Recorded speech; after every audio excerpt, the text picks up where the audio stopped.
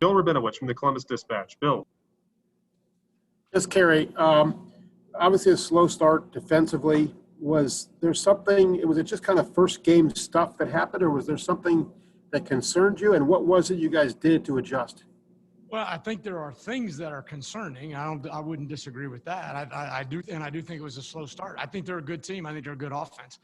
And I think that anytime you're spending a summer trying to get ready for somebody and you don't know exactly what they're going to do, new coordinator, different things, it's challenging. And so I thought that Greg Madison and Larry Johnson did a great job making some adjustments and having great communication about how we were doing some things differently in the run game. And Al and Matt did a great job from both in the box and on the field of the same thing. And it was very difficult. A lot of things that probably we hadn't seen quite the same way that we had practiced against them and those kind of things. And then I think the kids, I'm so impressed with these kids. They don't panic. They take the adjustments, they understand, they learn, and they go out and put them in place. And so I thought they did a really, really good job after the first couple of series. All righty, go next to Dan Hope from 11 Warriors. Dan. Hey, Kerry, it seemed like the quarterback runs in particular gave you guys quite a bit of trouble today. Is there anything that you can pinpoint as, maybe why that was such an issue today? I think that more of the structure of what we were doing and how we were doing things. I haven't watched the film, and I'd be disingenuous to tell you that, well, I got a perfect answer for that. I know that we will have an answer, but I don't think early on in the game we were handling it very well in the manner in which they were doing it. And so I think that we came in, particularly at halftime, and made a couple of adjustments that I thought were very effective in the second half. But those two kids are talented runners, and they did some really good things, and they read pressure and ran away from it in the middle of a play. I mean, they did some really good stuff as well. So, and that's an experienced offensive line. So, and I thought the two tight ends were effective in the blocking game for them as well. All right, we'll go next to Austin Ward from Letterman Row. Austin. Hey, Kerry, as much as I'm sure you were looking forward to being back in the horseshoe, I'm sure it felt very different for you. What was the atmosphere like for somebody who really seems to feed off of that? Yeah, it was weird. I'm not going to tell you it wasn't weird. It was quiet. It's something that we're going to all have to get used to. A guy scoops and scores a fumble, and you know how that place would have been, right? It would have been absolutely bananas. And it's just different. And so we got to get used to that because that's the way it's going to be. And I think that we will. I think we'll handle it, but I'm not going to tell you it's as much fun. It's not. When that place is rocking now, that's where you want to be.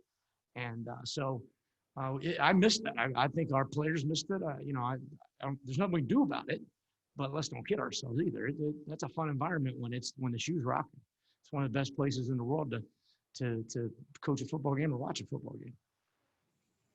All right, got time for two more for Coach Coombs. We'll start with Tom Orr from Buckeye Scoop. Tom. Kerry, Haskell Garrett had that really big sack in the second quarter. What did it mean to you guys both personally and also in terms of just the on-field impact to have him back out there after all he's been through? Tom, I'm sorry, but I'm just not – I need you to give me a little more clarity. I didn't get it. Haskell had that big sack in the second quarter. What did it mean to you guys both personally and in terms of on-field impact to have him back out there? Well, I hugged Haskell in the locker room after the game, and I said, this is a miracle. I mean, it's a miracle. This kid was shot in the face, and I don't know how many days ago it was, but it wasn't that long ago. And he just never gave up. He just kept coming in, and he would be meeting. My office right across the hall from Larry Johnson's, and he's in there working with Larry, with the stitches and all that stuff, learning and preparing without being able to do anything physically. And for him to do that and then to be able to play, and I'm not going to tell you how he played. I don't know that until I watch the tape, but I know having him on the field was a difference maker for the Buckeyes. And so in every way, shape, and form, you can't undervalue the impact that has on his teammates and the defense in general, that experience that he went through, how he got back on the field in such a short period of time.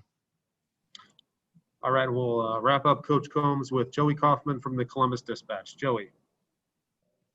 Kerry, what did you think of Marcus Hooker's start, and what kind of led him to start, and how did you think he did?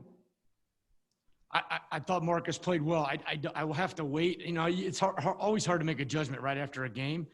I thought for as young as we are in the back end, I thought that there were some things that we did well. I don't think we did a great job necessarily of crack replacing in some of the run game areas, and be some things that we got to look at and figure out and get better at. But I think that overall, I thought for a group of young players, they played pretty well today. Sean Wade made a huge play today that will be undervalued or undernoticed because of the way he played. He didn't catch the ball, but on the one play, he was really spectacular. But I thought it was really good to see Hook play. Played a lot of guys in the back end, and I'm excited about him. All right, Coach Combs, thank you very much for your time. Appreciate it today. Thank you, guys. Thank you very much.